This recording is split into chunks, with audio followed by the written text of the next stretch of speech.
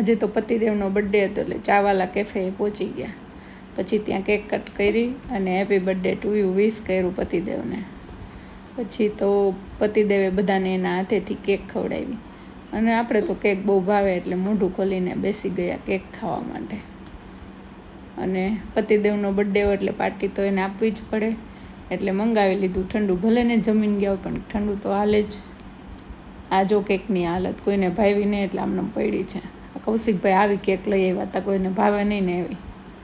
જો બધા કેવા ખાવા પીવામાં મશગુલ છે, અમુક એને ફોનમાં મશગુલ છે ને આપણે આપણી ધૂનમાં. શું ખાસ તું? ઓય તું શું ખાસ? તું શું ખાસ? આ ભાઈને બધા ભાગું ન ફાવ્યું એટલે એકલા બેસી ગયા અને જો ઓર્ડર આપે છે કે શું ખાવું એમ. અદ્વૈતભાઈના નખરા સાથે મળીએ નવા વ્લોગમાં. Thank you. જય શ્રી